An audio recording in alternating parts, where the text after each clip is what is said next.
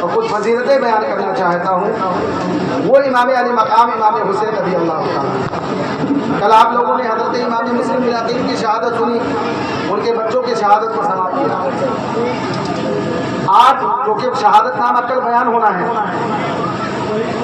تو میں نے سوچا کہ کیوں نہ امام علی مقام امام حسین رضی اللہ تعالیٰ عنہ کی کچھ فضیلت بھی آپ لوگوں کے سامنے رکھی جائے۔ امام علی مقام امام حسین کا بچپن کیسے گزرا،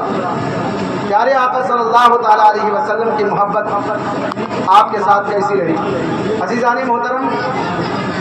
حضرت ام الفضل رضی اللہ تعالیٰ عنہ یہ سرکار کی چچی ہیں، حضرت عباس رضی اللہ تعالیٰ عنہ سرکار کے جو چچا ہیں یہ ان کی بیوی ہے۔ حضرت ام الفضل رضی اللہ تعالیٰ عنہ نے ایک خواب دیکھا، پیارے آقا صلی اللہ علیہ وسلم کی بارگاہ میں حاضر ہوئی اور عرض کرتی ہیں، یا رسول اللہ صلی اللہ تعالیٰ علیہ وسلم، میں نے آج ایک خواب دیکھا ہے اور جب سے خواب دیکھا ہے میں بہت پریشان ہوں۔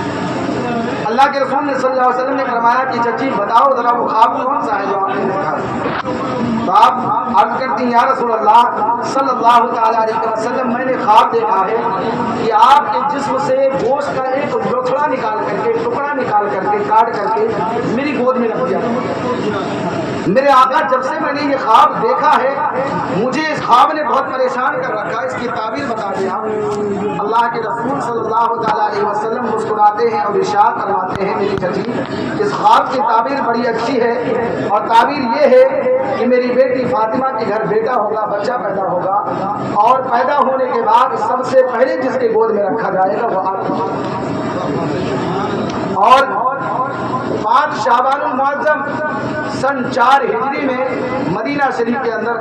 حضرت امام علی مقام امام حسین رضی اللہ تعالیٰ عنہ پیدا ہوئے، اور جیسے پیارے آقا نے ارشاد فرمایا تھا کہ پیدا ہونے کے بعد سب سے پہلے حضرت امام حسین کو کسی کا گود ملا تو حضرت ام الفضل۔ عزیزان محترم، حضرت ام الفضل نے اپنی گود میں لیا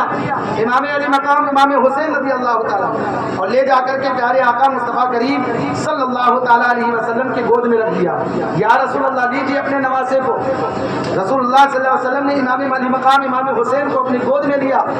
اور گود میں لینے کے بعد کیا کیا؟ قربان جاؤ میرے عزیزو، حسین اعظم کی محفل میں بیٹھنے والوں، امام علی مقام امام حسین رضی اللہ تعالیٰ عنہ کی محفل قائم کرنے والوں، امام حسین کی عظمت کو آپ سن رہے ہو۔ رسول اللہ صلی اللہ علیہ وسلم کی گود میں جب امام علی مقام امام حسین کو دیا گیا تو اس سے پہلے جتنے بھی بچے آتے تھے اللہ کے رسول صلی اللہ علیہ وسلم کسی چیز کو اپنے منہ میں ڈال کر کے جھوٹا کر کے اس کو کھلا دیا کرتے تھے، وہ کھجور ہوتا یا شہد ہوتا یا کوئی اور چیز ہوتی، لیکن جب باری آئی امام علی مقام امام حسین رضی اللہ تعالیٰ عنہ کی تو اللہ کے رسول صلی اللہ تعالیٰ علیہ وسلم نے اپنے نواسے کو بھٹی کیسے پلایا، اپنی زبان کو نکالا اور زبان کو نکال کر کے امام حسین کے منہ میں ڈال دیا۔ امام علی مقام امام حسین رضی اللہ تعالیٰ عنہ سرکار دو عالم صلی اللہ علیہ وسلم کے لعاب کو چوسنے لگے، گویا کہ امام علی مقام امام حسین نے اس دنیا کے اوپر جو سب سے پہلا لقمہ لیا وہ لقمہ کوئی عام لقمہ نہیں تھا بلکہ مصطفیٰ جان رحمت کا لعاب دہن کو چوسا۔ اور پھر اللہ کے رسول صلی اللہ علیہ وسلم ارشاد فرماتے ہیں، آقا فرماتے ہیں کہ جس طرح جسم کو نسبت جسم سے ہوتا ہے، جسم کے حصے کو نسبت جسم کے حصے سے ہوتا ہے، میرے حسین کو اسی طرح مجھ سے نسبت، ہاتھ کو جس طرح نسبت جسم سے ہے، پیر کی نسبت جسم سے ہے، دل کی نسبت جس طرح جسم کے حصے کو جسم سے نسبت ہوتی ہے، آقا فرماتے ہیں میرے حسین کی نسبت اسی طرح مجھ سے ہے۔ عزیزان محترم، ذہن حاضر رکھیں، آپ جانتے ہیں علماء فرماتے ہیں کہ جس مٹی میں رسول پاک صلی اللہ علیہ وسلم آرام فرما ہے وہ مٹی، جس مٹی کو رسول پاک صلی اللہ علیہ وسلم کے جسم پاک سے نسبت ہے، علماء فرماتے ہیں وہ مٹی کعبۃ اللہ شریف سے افضل ہے۔ جس مٹی میں جہاں پر اللہ کے رسول آرام فرما رہے ہیں، جہاں پر آپ کی قبر ہے، آپ کے قبر کی مٹی علماء فرماتے ہیں کعبۃ اللہ شریف سے افضل ہے، عرش اعظم سے بھی افضل ہے، اس لیے کہ اس مٹی کو مصطفیٰ جان رحمت صلی اللہ تعالیٰ علیہ وسلم سے نسبت ہے، وہ مٹی عرش اعظم سے افضل ہے، کعبۃ اللہ شریف سے افضل ہے۔ میرے دوستو، اگر مٹی کو رسول اللہ صلی اللہ علیہ وسلم کے جسم پاک سے اگر وہ جسم پاک سے مت ہو جائے اس کو نسبت ہو جائے تو وہ عرش اعظم اور کعبۃ اللہ شریف سے افضل ہو جائے، تو میرے آقا نے فرمایا حسین میرے جسم کا حصہ ہے،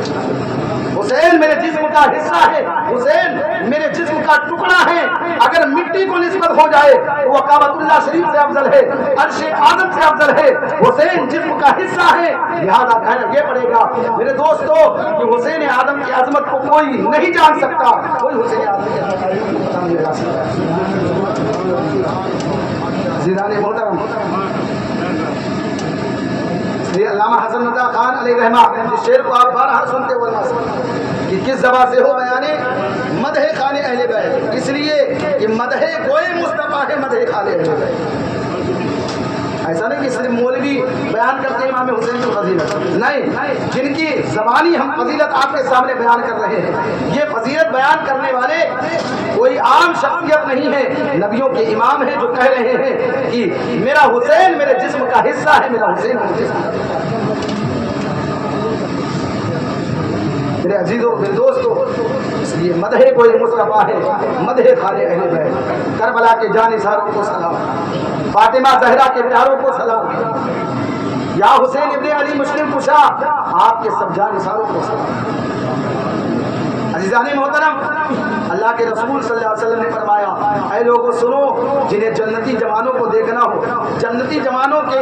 سرداروں کو جو دیکھنا چاہتا ہو، آقا فرماتے وہ میرے حسن کو دیکھ لے اور میرے حسین کو دیکھ لے، جو جنتی جوانوں کو دیکھنا چاہتا ہو وہ میرے حسین کو دیکھ لے، میرے حسن کو دیکھ لے، یہ جنتی جوانوں کے سردار ہیں۔ عزیزان محترم، کہتے ہیں بوڑھی خاتون آ گئی رسول اللہ صلی اللہ علیہ وسلم کی بارگاہ میں، عرض کرتی یا رسول اللہ میرے لیے دعا فرما دے کہ مجھے جنت مل جائے۔ آقائے دو عالم صلی اللہ علیہ وسلم نے ارشاد فرمایا بوڑھے لوگ جنت میں نہیں جائیں گے، پیارے آقا نے فرمایا بوڑھے لوگ جنت میں نہیں، جب اللہ کے رسول صلی اللہ علیہ وسلم نے فرمایا بوڑھے لوگ جنت میں نہیں جائیں گے تو وہ خاتون رونے لگی، میں تو بوڑھی ہوں وہ میں جنت میں نہیں جاؤں گی، وہ رونے لگی،